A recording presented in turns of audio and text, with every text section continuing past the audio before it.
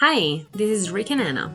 4 months ago, we bought a tiny sailboat in Grenada, in the southern Caribbean. And since then, we sailed 1,500 nautical miles through the Antilles all the way to Georgetown, in the Bahamas. In the last episode, we miraculously found a family that wanted to buy our boat right when we wanted to sell it. But now, we need to deliver it to them. A 300 nautical mile sail that will end in a moment of revelation. This video is the end of our 4 months trip in a 29-foot sailboat. All we have to worry about now is delivering the boat in 10 days to Freeport and seizing the very last moments of boat life through the most beautiful deserted islands in the Bahamas, the Exumas. Let us show you how that went. The Exumas are an archipelago of over 360 islands or cays that have an exposed side to the trade winds and waves and a protected turquoise waterside, where there is loads of sea life. We started our route from Georgetown and sailed mostly on the lee side of the chain. Our first impression on the first day was very representative of what was to come.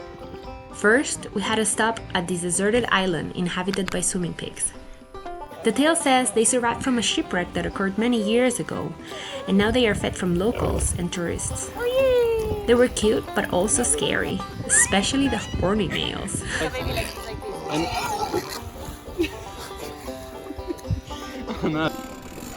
Then we sailed through the shallows. Navigation is very important in the Bahamas because of that. In fact, the word Bahamas comes from the Spanish Bahamar, which means shallow waters. There can be coral heads or uncharted sand dunes that you can easily run around. The great thing about sailing on the lee side was there were never waves, and when there was wind, it was super comfortable. Perfect sailing conditions.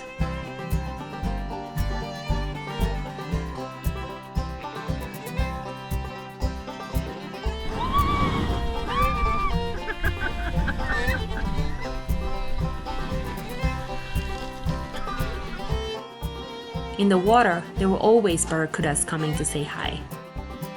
A little disturbing, but they never harmed us.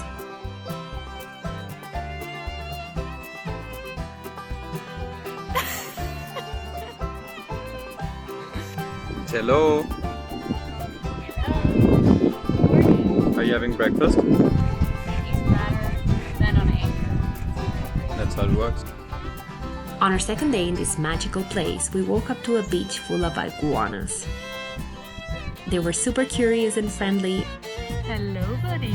Should we take one with us? You can eat the mosquitoes at night. And also very territorial amongst each other.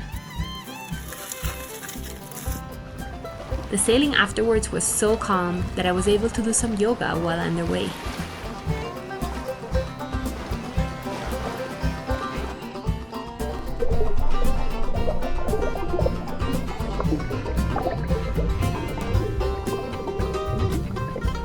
Trying to find some clamming in the sailing trip.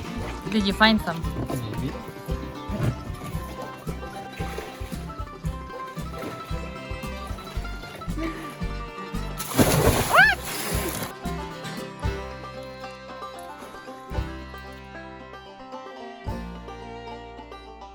Looking back, no wonder we were so ecstatic the whole time. There was truly a gem after another.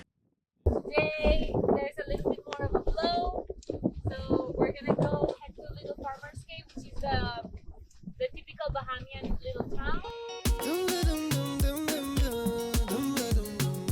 The following days, we visited a cute Bahamian town and explored a James Bond cave full of fishies. This is 007 movie set. So we are here, and there's some people who want to chase us, but we saw them underneath the cove and disappeared.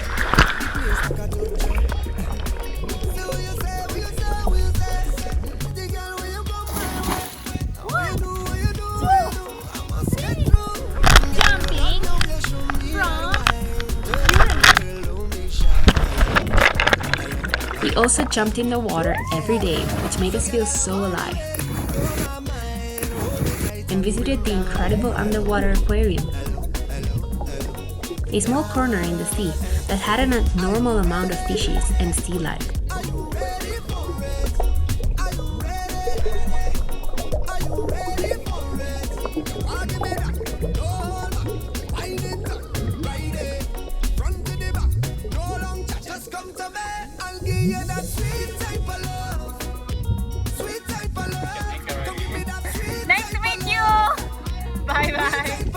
We made some Canadian friends and went for walks on land as well.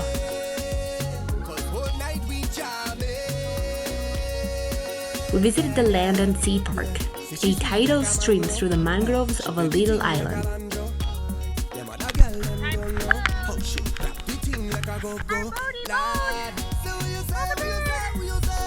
are you doing, baby? Are you peeing? What's going on?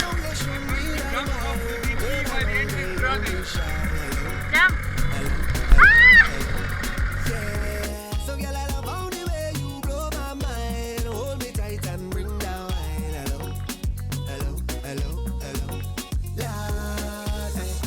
But not everything was as smooth as the attractions along the way.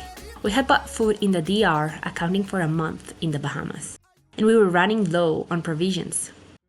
This is my breakfast today. It's oats and flax seeds and peanut butter, because that's all we have, because we've basically run out of food. We have like almost no canned food left, no fruits or veg. Look at our hammock. It's empty. And we still have 3 days to go. So for dinner, it's gonna be probably rice with beans and maybe some olives that we have left. That's it. Thankfully, right at the last stop, there was this man, a famous conch salad cook, and we were able to try this delicious Bahamian staple. Aphrodisiac.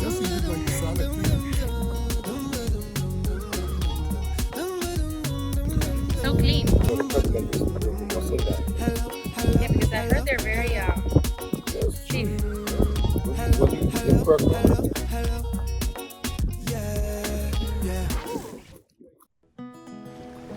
Once we had seen it all, it was time for our last voyage to Urani's new home. So we woke up early and headed to Freeport with a ton of nostalgia, full of love for each other and the adventures we had had. And most importantly, thankful to the Anna and Rick of the past for making this all happen. Perhaps one of the greatest adventures of our life. We finished the book we were reading out loud, and in the end, it said something like this: take care of this moment. Immerse yourself in its particulars. Respond to this person, this challenge, this deed, with the evasions. Stop giving yourself needless trouble. It's time to really live, to fully inhabit the situation you happen to be in now. You're not some disinterested bystander. Participate, exert yourself. The book was written by the previous owner of the boat. The quote was from Epictetus, and it couldn't have been a more full circle moment as we were heading now to the new owner's home. Last sail. How are you feeling, Greg? Happy. Urani getting to her new home. So pretty. Looks like happy people here with a palm tree. She has a friend here, little motorboater. Oh, there's some sailboats. You can hang with the sailboats.